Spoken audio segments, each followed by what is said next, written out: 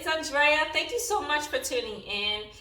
Today's video has been heavily requested, and I have my reasons for not recording this video sooner, and I'll definitely get into that. But in today's video, it's all about how you're going to journal and how to appropriately swear someone in, okay? So let's get into it.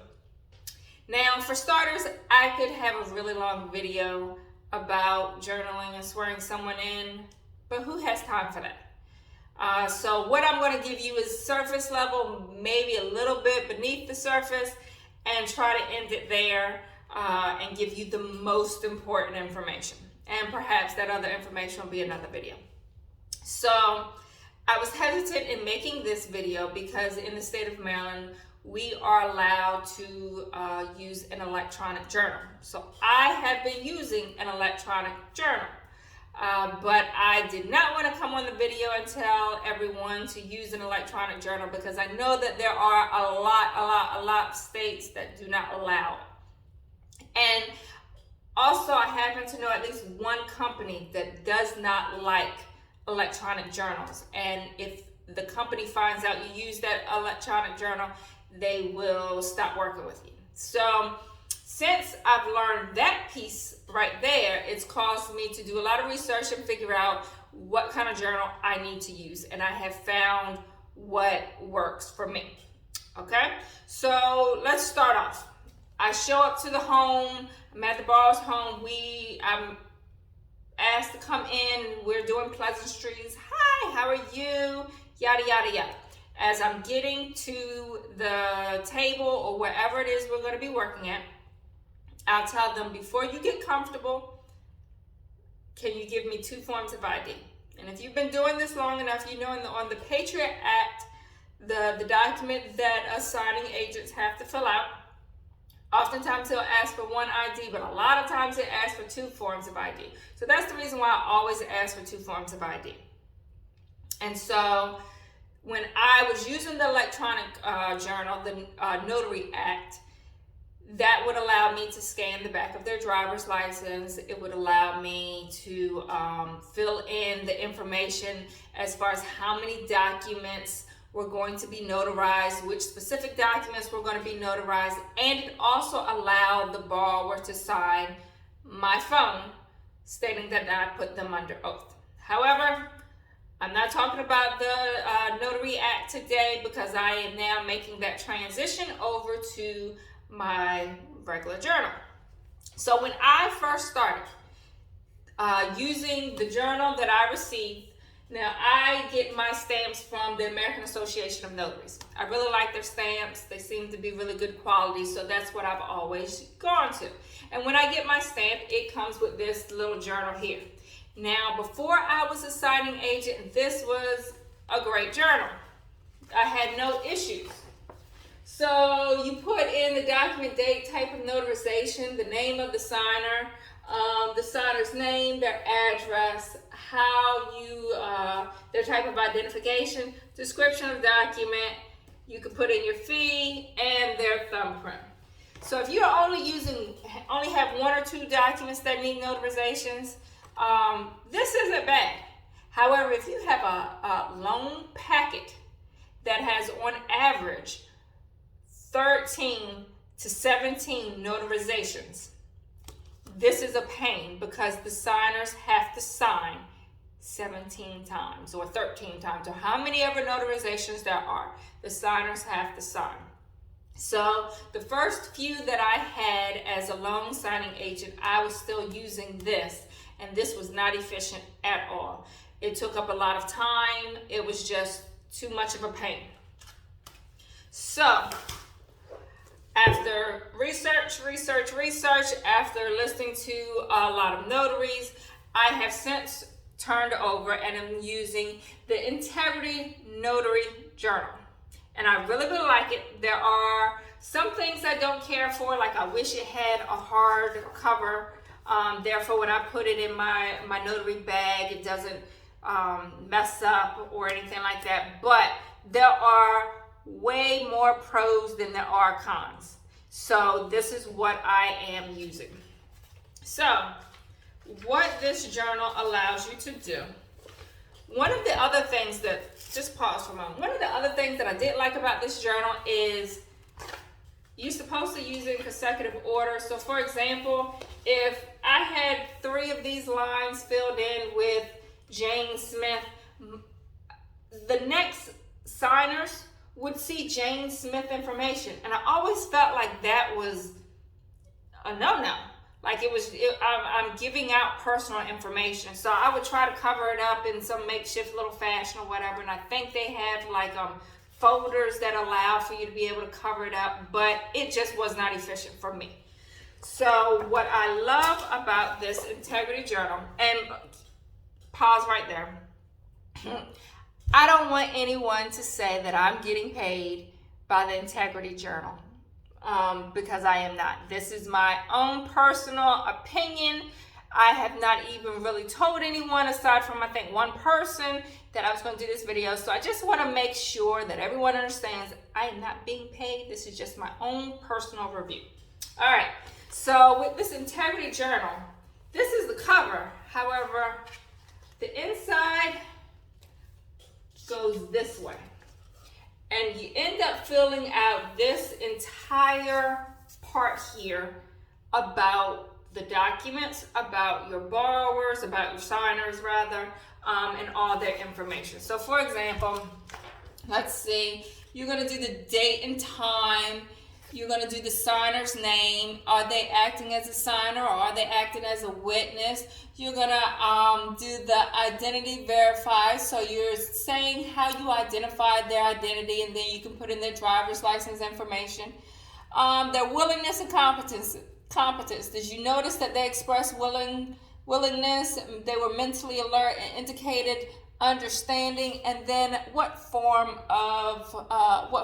is this? Is this paper, electronic, or RON? All right, so you're filling these out. This is about your signers.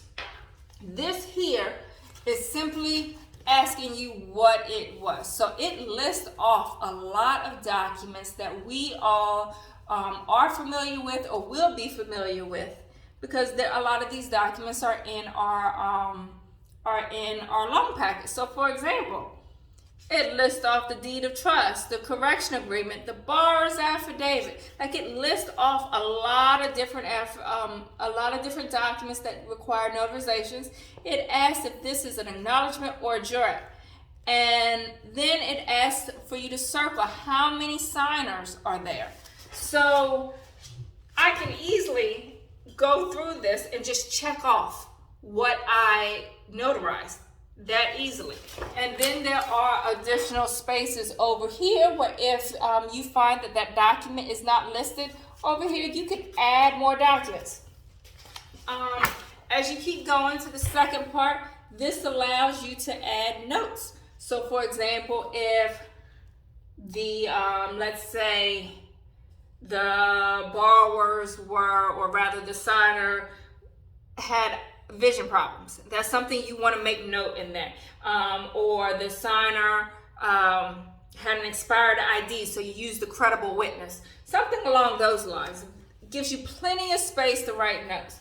It also allows you to put in your signing address. If other people attended, ask you who your signing service was. You can insert your fee over here and additional information.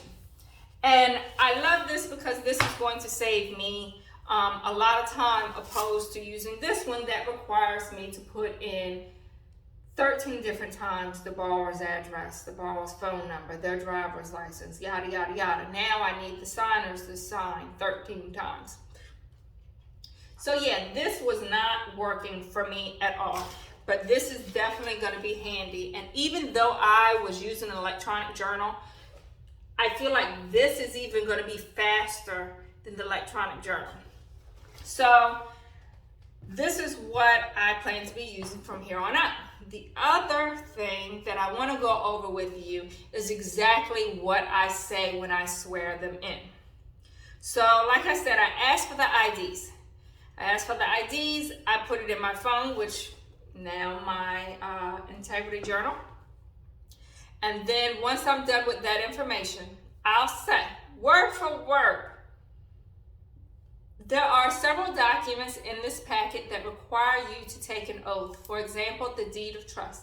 So I'm going to administer the oath now, and it will be in effect throughout the duration of the closing.